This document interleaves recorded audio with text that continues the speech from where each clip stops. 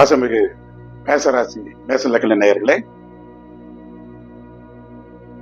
குணமே கர்மா, விழிப்புணர்வே பரிகாரம் அப்படிங்கிற நம்ம நிகழ்ச்சியில இந்த பகுதியில நம்ம பார்க்க போற விஷயம் என்ன அப்படின்னா, உங்ககிட்ட இருக்கக்கூடிய குணங்கள்ல நீங்க மறந்து போகக்கூடிய குணம் என்ன, உங்ககிட்ட இருந்து நாங்க கத்துக்க வேண்டிய குணம் என்ன, நீங்க மத்தவங்ககிட்ட இருந்து கத்துக்க வேண்டிய குணம் என்ன, இந்த மூணு தான் பார்க்க போறோம். நீங்க மறக்க வேண்டிய குணம், அந்த குணத்தை நீங்க மறந்துடணும். அது மறந்தா உங்களுக்கு நல்லது. இன்னொன்னு வந்து நீங்க மறக்கவே முடியாத குணம், உங்ககிட்ட இருந்து நாங்க கத்துக்கணும், அது எங்களுக்கு நல்லது. இன்னொன்னு வந்து மத்தவங்ககிட்ட இருந்து நீங்க கத்துக்க வேண்டிய குணம். இந்த மூணையும் பார்க்கணும். நீங்க வந்து ரொம்ப அவசரப்படுவீங்க. இதுலயும் உங்களுக்கு நினைச்சிட்டா உடனே செய்யணும்னு சொல்லிட்டு ரொம்ப அவசரப்படுவீங்க. அந்த குணத்தை நீங்க அறவே மறந்து. சுறுசுறுப்பா செய்யறது வேற, அவசரப்பட்டு செய்யறது வேற. சுறுசுறுப்பா செய்யறங்கிறதுக்காக வந்து ரொம்ப அவசரமா அந்த காரியத்தை முடிக்கணும் அப்படிங்கும்போது அந்த காரியத்துல இருக்க துல்லியமான சில நல்ல விஷயங்களை வந்து செயல்படுத்த முடியாம போடும். அவசரம் வந்து என்ன பண்ணும் அப்படின்னா, அதோட முக்கியத்துவத்தை கொடுக்காம முடிக்கணுங்கிற தன்மைக்கு போயிடும். ஒரு விஷயத்தை வந்து முடிக்கணுங்கிறது எந்த அளவுக்கு முக்கியமோ அது மாதிரி அதுல இருக்கக்கூடிய முக்கியத்துவத்தெல்லாம் ஒரு கர்நாடக வித்வான் பாடுறாரு அப்படின்னா, அவர் வந்து ஒரு குறிப்பிட்ட நேரத்துக்குள்ள அதை பாடணுங்கிறது முக்கியம். ஆனா அது உள்ள ஒரு அந்த ஆரோகணம் அவரோகணத்துல வந்து அதோட இது வந்து பேசிக் இது வந்து மாறக்கூடாது. அதுவும் ரொம்ப முக்கியம். இந்த அவசரத்தினால என்ன ஆகும், அதோட ஸ்ருதி பேதம் ஸ்வர பேதம்லாம் மாறி போயிடும். அந்த மாதிரி நம்ம செய்யக்கூடிய செயல்கள் வந்து அவசரம் வந்து மிகப்பெரிய பிரச்சனை கொடுக்கும். அதனால வந்து அவசரமா செயல்படக்கூடாது, ஆனா சுறுசுறுப்பா செயல்படலாம். எந்த அளவுக்கு அவசரமா செயல்படுறோமோ அந்த அளவுக்கு அதை நம்ம தரவா இருக்கணும். நமக்கு பழக்கமா இருந்துச்சுன்னா எவ்வளவு வேகமா வேணா பாடலாம். இப்போ ஒருத்தர் 3 காலத்துல 4 காலத்துல கூட பாடுறாங்க அப்படின்னா அவங்க தரவா இருக்காங்க அந்த விஷயத்துல. அப்ப அவங்க அவசரமா வேகமா பாடலாம். ஆனா நம்ம அது மாதிரி அந்த அந்த பக்குவம் வரல, அந்த பழக்கம் வரலன்னா நம்ம ஸ்லோவா முதல் காலத்துலதான் பாடணும். அப்படிதான் அந்த விஷயத்த ஸ்லோவா செஞ்சு போக போக தான் அதை வந்து வேகப்படுத்தணும். அந்த இடத்துல அது பேர் அவசரம் கிடையாது. நீங்க நல்லா பழகிட்டு தரவா அந்த விஷயத்தையும் செய்யும்போது அது பேர் அவசரம் கிடையாது, வேற பேரு. ஆனா இங்க வந்து நீங்க நடுவில் இருக்கக்கூடிய முக்கியமான விஷயத்தை விட்டுட்டு செய்யும்போது அது அவசரங்கிற பேர் ஆயிடும். அதே மாதிரி முன்கோபத்தை நீங்க விட்டுணும். கோபத்துக்கு முன்கோபத்துக்கு என்ன வித்தியாசம்? கோபங்கிறது வந்து நல்ல தீரா ஆராய்ஞ்சு பார்த்து அவங்களுக்கு நமக்கும் ஒத்து வரல, அவங்க நம்மளை மாத்த பாக்குறாங்க, நம்ம வழிக்கு வர மாட்டேங்கிறாங்க, ரெண்டாவது நம்மளை காயப்படுத்தணும்னு சொல்லிட்டு நோக்கத்துல இருக்கிறாங்க. இந்த மாதிரி ஏதோ ஒரு குறிப்பிட்ட இது வரும்போது இல்ல நம்மளுடைய அகங்காரம் அதிகமா வருது, அது வந்து கோவப்படுறோம். அந்த முன்கோபங்கிறது எதுக்குமே பிரயோஜனம் இல்லை. எடுத்தோன்னே சல்லுன்னு அப்படி கோவப்படுறது, அது உங்ககிட்ட இருக்கும் அந்த குணம். அது என்ன ஏதுன்னு கூட அந்த விஷயத்தை கேட்டுக்கிறது இல்லை. அதோட இன்னன் டெப்த் தெரிஞ்சுக்காம அது எடுத்தோன்னே சொன்னோன்னே எதுக்கு அப்படி என்ன அப்படி அப்படின்னு சொல்லிட்டு எடுத்தோன்னே அது படுறது வந்து முன்கோபம். அந்த முன்கோபத்தினால எதையுமே சாதிக்க முடியாது. கோபத்தினால கூட சாதிச்சிடலாம், கோபத்தினால சாதிக்க முடியும். ஆனா முன்கோபத்தினால சாதிக்க முடியாது. கோபத்துல நம்ம பாடமும் கத்துக்கலாம், தீமையும் வரும், நன்மையும் வரும், அதுல ஒரு புதிய விஷயத்தையும் கத்துக்கலாம், சாதிக்கவும் செய்யலாம். ஆனா முன்கோபத்தினால எந்த 10 பைசா பிரயோஜனம் இல்லை. அதனால முன்கோபத்தை நீங்க வந்து அறவே விட்டுறணும். அதே மாதிரி ஒருத்தருடைய அளவு, இவங்க இந்த அளவுக்கு தான் ஒரு விஷயம் தெரிஞ்சவங்க, இந்த அளவுக்கு தான் இவங்ககிட்ட எதிர்பார்க்க முடியும் அப்படின்னு ஒருத்தர் ஜட்ஜ் பண்ணணும். அந்த ஜட்ஜ் பண்ணக்கூடிய தன்மை உங்களுக்கு குறைவா இருக்கும். ஒரு சாதாரண ஆளை வந்து ஒரு 4 வீலர் ஓட்டுற ஆளை வந்து உங்களுக்கு வந்து பெரிய ட்ரக்கை ஓட்டிட்டு வர நீங்க நினைப்பீங்க, அதெல்லாம் அவர் ஓட்டிட்டு வர அப்படி அந்த அளவுக்கு மீறி மற்றவங்க நம்புறது. அவங்க லெவல் என்னன்னு சொல்லிட்டு பார்க்கணும். ஒருத்தர் வந்து ஒரு பணத்தை ஒரு 10,000 கொடுத்தா கொண்டு போய் ஒழுங்கா சேர்த்துட்டு வரட்டும், திடீர்னு 10 லட்ச ரூபாய் கையில கொடுத்துடுறது. அது இல்ல அதெல்லாம் செஞ்சிருவாரு, அன்னைக்கே அவர் வந்து அந்த 1000 ரூபாய் கரெக்டா கட்டிட்டு வந்துட்டாரு, இந்த 10 லட்ச ரூபாய் பண்ணிட்டு அப்படின்னு சொல்லி நினைக்கக்கூடாது. அந்த அளவு தெரிஞ்சுக்கணும்.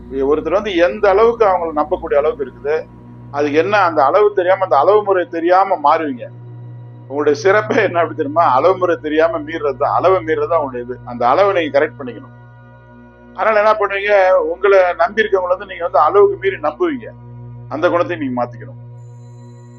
உதவி பண்ணணும். உதவி பண்ண எப்படி உதவி பண்ணணும், நம்மகிட்ட இருக்கிறத உதவி பண்ணணும்.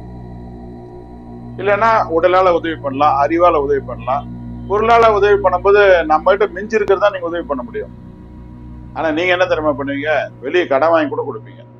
உங்க சக்திக்கு மீறி மற்றவங்களுக்கு உதவி பண்ணுவீங்க. இந்த குணத்தை நீங்க மாத்திக்கணும். இந்த அவசரம், முன்கோபம், அளவுக்கு மீறி மற்றவங்க நம்புறது, தன் தகுதிக்கு மீறி உதவி செய்யறது, இது இல்லாம இன்னொரு ஸ்பெஷல் கெட்ட குணம் உங்ககிட்ட இருக்குது. அதான் தன்னிச்சையா செயல்படுறது. யாரையும் நம்ம கேட்க வேண்டியதில்லை. எதுக்கு நம்ம எல்லாத்தையும் கேட்டா நான் பர்மிஷன் வாங்கிட்டு இருக்கணும் எல்லாத்துக்கும். என் மனசுக்கு பிறகு என்கிட்ட எனக்கு உடல் வலிமை இருக்குது, காசு இருக்கு, என்னால செய்ய முடியும், நான் செய்யறேன் அப்படின்னு சொல்லிட்டு அந்த விஷயத்துல இறங்குறது. அந்த இடத்துல தான் அவசரமா உங்களை இழுத்துட்டு போகும். அந்த அவசரம் வந்து அதெல்லாம் அப்புறம் பாத்துக்கலாமா அப்படின்னு இழுக்கும். அந்த தன்னிச்சையான செயல்பாட்டை செய்யறவங்ககிட்ட அவசரம் வந்து உள்ள அவங்க அப்படியே கூட இருந்து சப்போர்ட் பண்ணி இழுக்கும். அவங்க அந்த தன்னிச்சையா செயல்படாம 4 பேரை கலந்து செய்யணும், அதுல அனுபவப்பட்டவங்களை கலந்து செய்யணும் அப்படிங்கிற குணத்தை வந்து நீங்க கத்துக்கணும். அதே சமயத்துல இந்த தன்னிச்சையா செயல்படுற குணத்தை நீங்க மறந்துடணும். அதே மாதிரி உங்ககிட்ட இருந்து நாங்க கத்துக்க வேண்டிய விஷயம் நிறைய இருக்கு. உங்க விடாமுயற்சி இருக்க, ஒரு விஷயம் முடிகிற வரைக்கும் அந்த விடாமுயற்சி மட்டும் எத்தனை பேர் உங்களை டிஸ்கரேஜ் பண்ணாலும் பண்ணவே முடியாது. உள்ளுக்குள்ள இருந்து இல்ல அதெல்லாம் நான் முடியும், என்னால் முடியும் அப்படின்னு சொல்றீங்க. அது வந்து மிகப்பெரிய விஷயம் உங்ககிட்ட இருக்கு. அந்த ஒரு விஷயத்தை வச்சு நீங்க எல்லா விஷயத்திலையும் ஜெயிச்சுட்டு வந்துருவீங்க. அந்த விடாமுயற்சிங்கிறது வந்து உங்ககிட்ட வந்து ரொம்ப அதிகம். அதை நாங்க வந்து கத்துக்கணும் உங்ககிட்ட. அதே மாதிரி கடமை உணர்ச்சி, இது நாம தானே செய்யணும், இது நம்ம மகனோட கடமை தானே, இது அப்பாவோட கடமை தானே, இது சகோதரனோட கடமை தானே. அடுத்த கடமை உணர்ச்சி வந்து உடல் உழைப்பால் அதிகம் செய்வீங்க. பொருளாதாரத்தை உங்ககிட்ட இருக்க பொருளாதாரத்தை பூரா கொடுப்பீங்க. ஒரு 35 வயசு வரைக்குமே இந்த மேசல் இருக்கணும், மேச ராசிக்காரங்க வந்து குடும்பத்துக்காக சம்பாரிச்சு எல்லாம் விட்டுருவாங்க. குடும்பத்துக்காக சம்பாரிச்சு எது, ஆனா இப்படிதான் செய்யணும், இந்த மாதிரிதான் செய்யணும், அப்படி பணத்தை கொண்டு போய் அப்பாட்ட அம்மாட்ட கொடுக்க மாட்டாங்க. இவங்களே ஏதோ ஒண்ணு செய்யறது, சரி டிவிலயே நம்ம வாங்கிடலாம், வண்டியில அது வாங்கிடலாம், இப்படி இவங்க தன்னிச்சா நினைச்சு இது எது அது வாங்கிடுவாங்க. அதை பணத்தை கொண்டு போய் அப்பா அம்மாட்ட கொடுத்து அதுல இருந்து வாங்கணும்னு நினைக்க மாட்டாங்க. கடைசி வீட்டுல என்னன்னா இவங்க செஞ்சது அக்கௌண்ட்ல வராது. அப்ப என்ன பண்ணுவாங்க, 35 வயசு முடியிற சமயத்துல ஃபேமிலி என்ன கேட்கும், இவங்கள என்ன அப்பா செஞ்சுட்டு அந்த குடும்பத்துக்காக அப்படின்னு ஒரு வார்த்தை கேட்பாங்க. அப்பதான் அவங்களுக்கு வந்து ரொம்ப இதா வரும், என்ன இவ்வளவு அதை பண்ணிருக்கோம், இதை பண்ணிருக்கோம், அதை செஞ்சிருக்கோம், நீ எந்த அக்கௌண்ட்ல செஞ்ச, எதையுமே அதை கொண்டு வந்து பெரியவங்கிட்ட கொடுத்து அந்த அக்கௌண்ட்ல வந்தாதான் அது செஞ்ச மாதிரி குடும்பத்துக்கு. நீயே ஏதோ ஒண்ணு செஞ்சுட்டு நீயே ஏதோ ஒண்ணு பண்ணிட்டுனா அது எப்படி அக்கௌண்ட்ல வராது இல்ல. இந்த மேச ராசி மேச லக்கணக்காரங்க அக்கௌண்ட்ல வராமதான் அதை தான் செய்வாங்க. அதனால இவங்க செஞ்சது ஃபேமிலி மெம்பருக்கு தெரியாது. அதனால வந்து அந்த கடமை உணர்ச்சியில வந்து கரெக்டா, கடமை உணர்ச்சி வந்து அளவுக்கு மீறிய கடமை உணர்ச்சி உங்களுக்கு இருக்கும். அதை மத்தவங்க புரிஞ்சுக்கணும். இது உங்க தப்பு கிடையாது, மத்தவங்க அதை புரிஞ்சுக்கணும், அவங்க தப்பு. அவங்ககிட்ட இருந்து நம்ம அந்த கடமை உணர்ச்சி கத்துக்கணும். தன்னம்பிக்கை, தன்னம்பிக்கைனாலும் சரியான தன்னம்பிக்கை. எனக்கு தெரிஞ்சு எல்லா மேச ராசிக்காரங்க மேச லக்கணத்துக்காரங்க வீட்லயும் இல்லைன்னா அவங்க செல்ல ஏதோ ஒண்ணு விவேகானந்த போட்டோ இருக்கும். அது அவசியம் இருக்கும். இந்த தத்துவ ஞானிகள் போட்டோலாம் அவங்க வச்சிருப்பாங்க. அதுல விவேகானந்த கை எப்படி கட்டிட்டு இருக்கிற அந்த இது வந்து அவங்க வீட்டுல அவசியம் இருக்கும், மேசராசி மேச லக்கணம். காரணம் என்னன்னா அந்த அந்த கம்பீரம், அந்த வீரம், அந்த தன்னம்பிக்கை அவங்கள பார்த்தோன்னே பிடிக்கும். அந்த மாதிரி இருக்க நபர்கள் வந்து மேசராசி மேச லக்கணம் பிடிக்கும். இவங்களும் அந்த மாதிரி தான் இருப்பாங்க. இவங்ககிட்ட நம்ம அதை கத்துக்கணும். அப்புறம் எவ்வளவுதான் பிரச்சனை வருது அப்படின்னா மத்தவங்க தோண்டு போயிடுவாங்க. ஆனா நீங்க என்ன பண்ணுவீங்கன்னா அந்த தோண்டு போகவே மாட்டீங்க. பாத்துக்கலாம், வருதா இதுக்கு மேல ஒரு சரி பாத்துக்கலாம், அதை நம்ம ஃபேஸ் பண்ணி தான் ஆகணும் அப்படிங்கிற எண்ணமும் உங்ககிட்ட இருக்கும். அது உங்ககிட்ட மிகப்பெரிய ஒரு பாராட்ட வேண்டிய குணம். தோல்வி மேல தோல்வி வரும், அது மாதிரி துன்பம் தொடர்ந்து வரும். வந்தாலும் அதுக்காக அதுல தோண்டு போறதில்ல, என்ன இப்படி அப்படின்னு சொல்லிட்டு அந்த பாட மாட்டீங்க. அந்த என்ன எனக்கு இப்படி இருக்குது பிரச்சனை இருக்கு எங்க போனாலும் சரி அந்த புலம்ப மாட்டீங்க. அது பாத்துக்கலாம்னு அது எதிர்கொள்ள ஆரம்பிச்சிருங்க. பிரச்சனை உங்களுக்கு வருது அப்படின்னா நீங்க எதிர்கொள்ள ஆரம்பிச்சிருங்க. அது புலம்புற தன்மை உங்ககிட்ட இருக்காது. இதெல்லாம் நாங்க உங்ககிட்ட வந்து கத்துக்கணும். அதே சமயத்துல மத்தவங்கிட்ட இருந்து நீங்க என்ன கத்துக்கணும் அப்படின்னா கொஞ்சம் விட்டு கொடுத்து போகணும். நீங்க அந்த விட்டு கொடுத்து போறது வந்து உங்ககிட்ட இருக்காது. அது எதுக்கு விட்டு கொடுக்கணும், இது எதுக்கு, என்னுடைய rights fight for right, to your duty. அது சபாயோட குணம். சபாயோட குணம் வந்து fight for right, to your duty. அப்ப வந்து உரிமைக்காக போராடுறது, அதே சமயத்துல கடமையை செய்யறது, ஆனா விட்டு கொடுக்க மாட்டேன் அப்படிங்கிறது.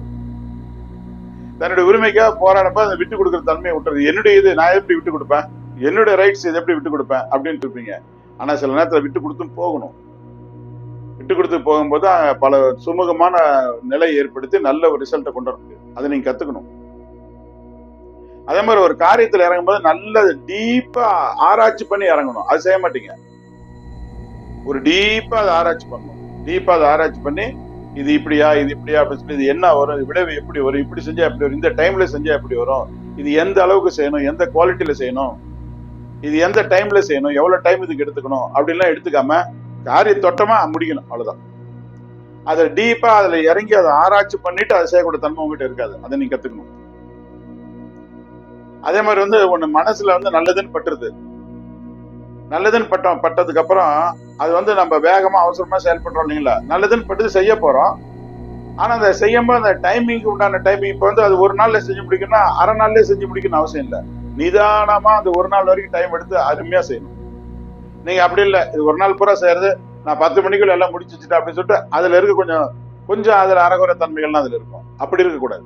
அது நிதானமா செஞ்சு பர்ஃபெக்டா செய்யணும். அந்த தன்மையை நீங்க கத்துக்கணும். இது 3 நீங்க மத்தவங்கிட்ட இருந்து கத்துக்கணும். நேயர்களே, அடுத்த ஒரு நிகழ்ச்சியில் வாய்ப்பு கிடைக்கும் பொழுது உங்களுடைய குணங்களை மேலும் பார்ப்போம். குணமே கர்மா, விழிப்புணர்வே பரிகாரம். வணக்கம், வாழ்த்துக்கள்.